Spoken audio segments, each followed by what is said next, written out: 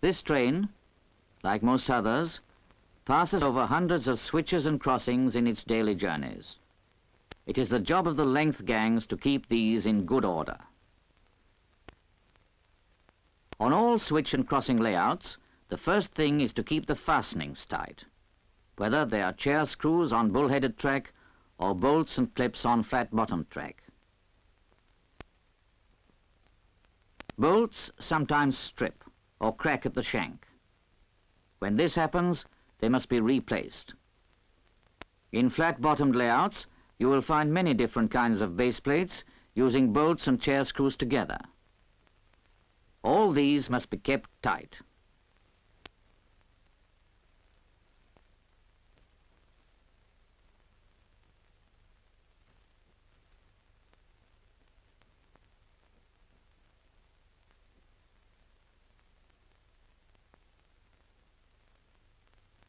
All switch and crossing work, however complicated, is built up of 3 units: switches, common crossings, and obtuse crossings. Each of these must be maintained in the proper way. First of all, switches. Switches are built up of stock rails, switch rails, slide chairs on whose surfaces the switch rails move, stretcher bars which hold the switch blades the proper distance apart, switch anchors which secure the ends of the switch rails to the stock rails, and the sole plate. Now take a look at the real thing. The switch blade is usually undercut. Notice that it is planed away to lie flush with the stock rail.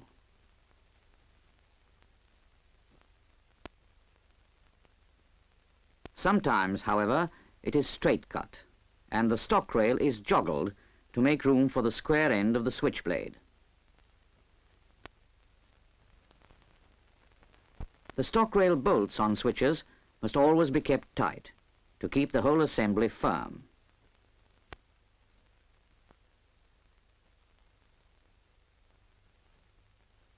So must the stretcher bar bolts. The stretcher bars, remember, hold the switch blades the right distance apart.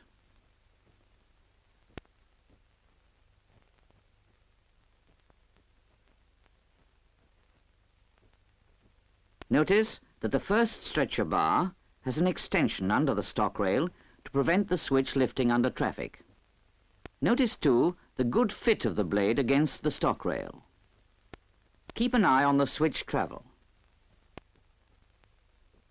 This should measure 4 1/4 inches. Make sure there's no gap between the slide chair and the stop on the sole plate. Check the gauge at the toe of the switch. If the gauge is too wide, you will have to loosen the stock rail bolt and fit a slotted liner. It's quite simple.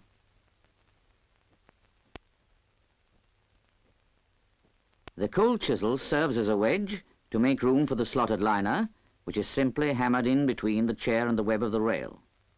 The liner forces the stock rail back into the correct position, and the bolt can then be tightened.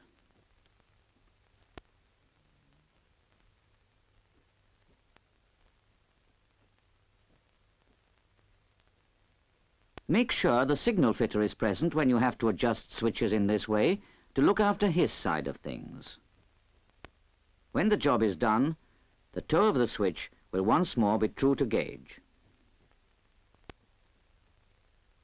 You will remember that the switch rails are anchored to the stock rail by switch anchors, which are secured to their rails by switch anchor bolts. These anchor bolts must not be allowed to work loose. If they are not kept tight, the switch may creep. If it does creep, loosen off the anchor bolts and the fish bolts.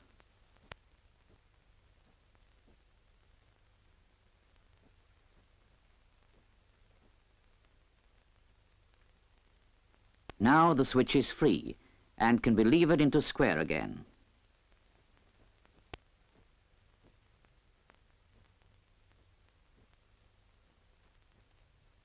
On flat-bottom switches, all the same rules apply, but notice that the blocks make switch anchors unnecessary. All switches must be cleaned and oiled regularly to ensure that they work properly.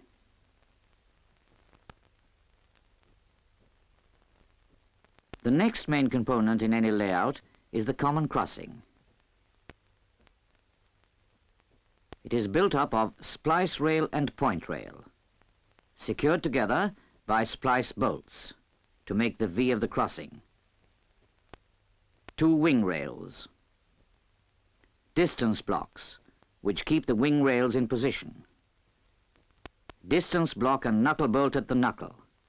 These preserve the correct distance between the wing rails. Once again, let's have a look at the real thing. The crossing nose has an extension at the foot which is secured by a saddle and a screw, or sometimes by a saddle and a bolt. This holds the crossing nose rigid under traffic. The crossing chairs are secured either with chair screws, chair bolts, or fang bolts. In all cases, they must be kept tight. The through bolts between the point rail and the splice rail must be kept tight. If they leak, as they sometimes do, they must be replaced by new ones.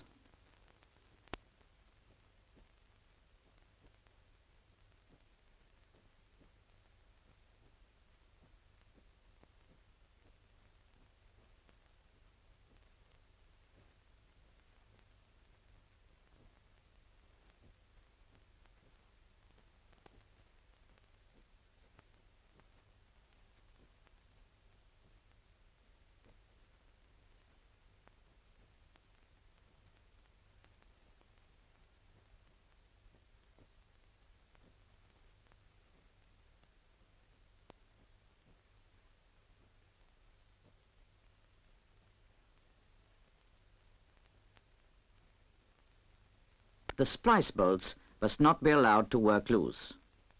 If they do, then one or other of the rails may creep at the splice, and a gap will appear between them. The splice bolts should lie squarely across the V, parallel with this line. But the drive of traffic has shifted them, and they are now parallel with this line. To take up the creep, loosen off the splice bolts and the crossing through bolts. Slacken the fish bolts and drive out the keys.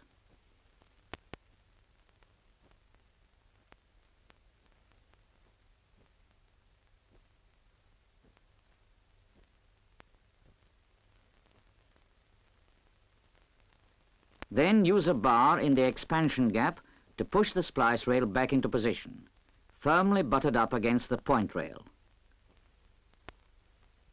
The splice bolts are square once more.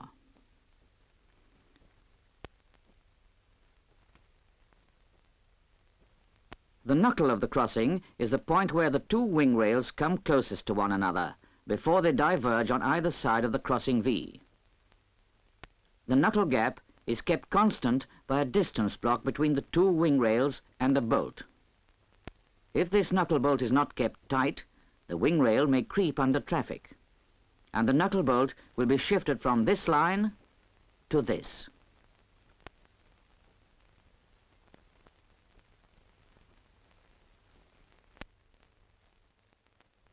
To adjust wing rail creep, remove the crossing through bolts, drive out the keys, and remove the 2 furthest fish bolts. Then your bar behind the fish plate will swing the wing rail back into position. Sometimes a distance block wears and becomes loose. To deal with this fault, you will have to dismantle the crossing, so possession of the line must first be obtained.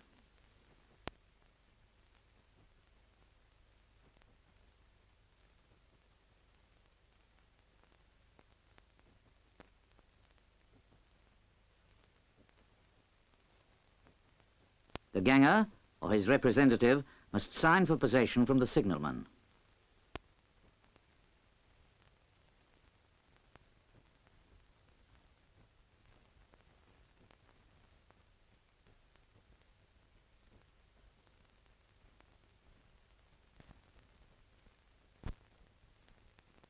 In addition, where the rules require it, a red flag must be placed in the forefoot and 3 detonators must be fixed to the rail at the proper interval.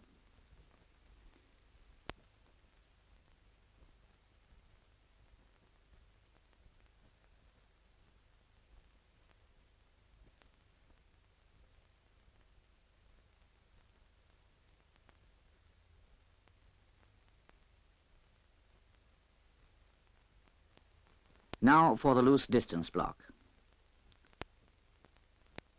The ganger measures the wing rail clearance. This should be 1 3/4 inches. The through bolt must be removed and the bracket taken off.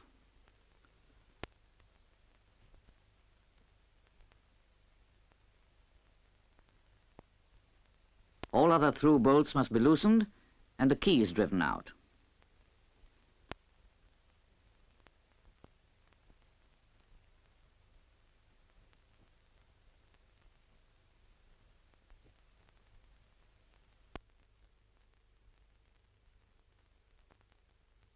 Now a bar will swing the wing rail over enough to give space for the distance block liner. Then the keys can be driven back, the through bolt replaced, and everything tightened up.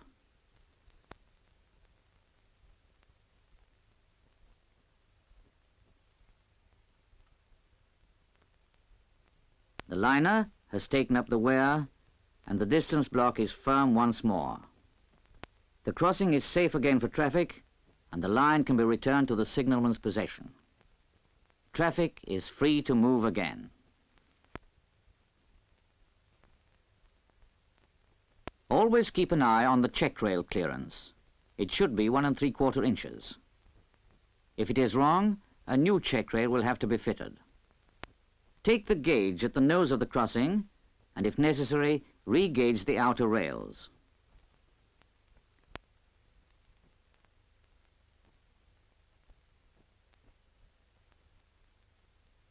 Keep an eye on the behavior of the crossing under traffic.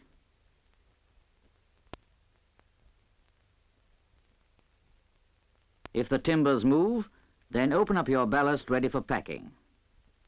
Use the big jack to lift the track.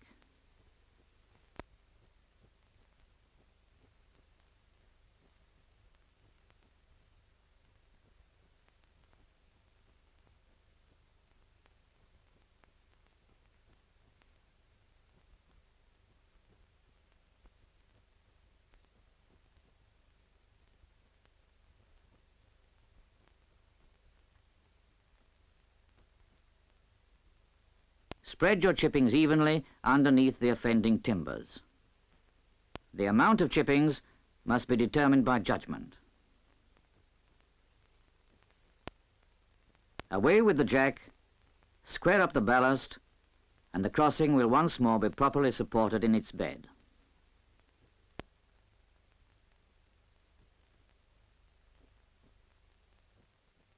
The third component of switch and crossing layouts is the obtuse crossing. A pair of these is found wherever one road crosses another. The crossing consists of 2 point rails, a wing rail shaped like an elbow, and a check rail. Notice that there is no splice rail.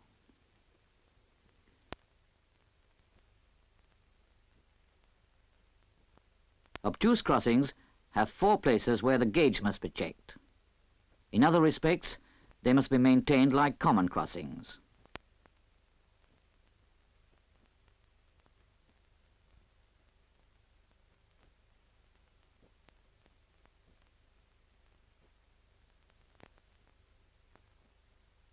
Keep an eye on the clearance at the knuckle gap. The correct distance varies according to the angle of the crossing. Flat-bottomed crossings are maintained in just the same way as bull-headed ones, whether they are common crossings or obtuse crossings. Keep them firm. Keep the fastenings and through bolts tight. Check the clearances and the gauge, and put them right if they're faulty.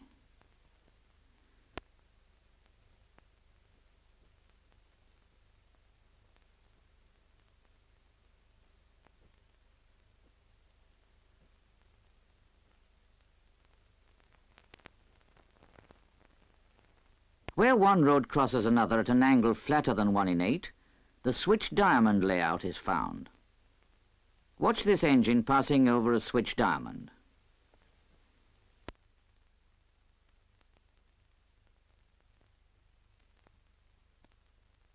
In switch diamonds, a special type of switch is used instead of an obtuse crossing. Watch them working. They operate like ordinary switches and must be looked after in the same way. When the nose or wing rail of a crossing gets badly worn, the welders must be called in to estimate the amount of wear and build the crossing up again.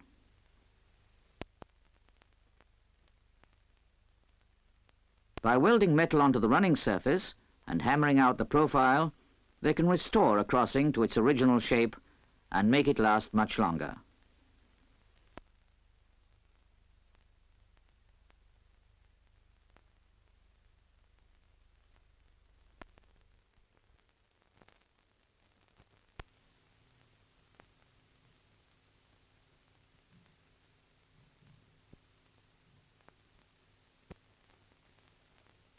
Now let's go quickly through what you have seen.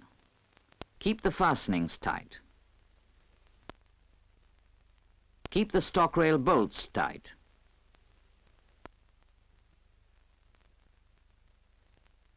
Measure the switch travel.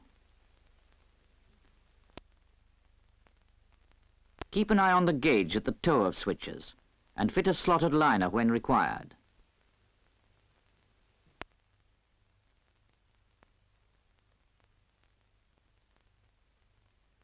Keep switch anchor bolts tight. If the switches creep, loosen off and move them into square again.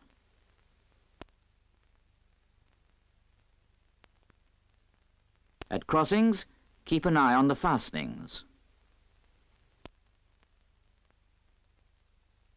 Keep crossing through bolts tight, and if they break, replace them. Keep splice bolts tight. If there is creep at the splice, bar the offending rail back into position.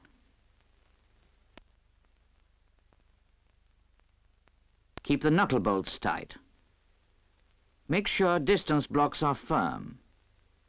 If they are worn and loose, fit a distance block liner. Keep an eye on the gauge at obtuse crossings and the knuckle gap clearance.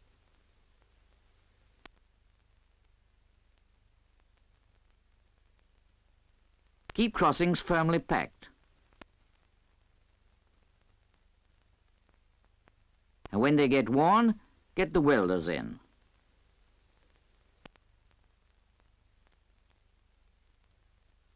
Everything that you have seen applies to all switch and crossing layouts, however complicated they are.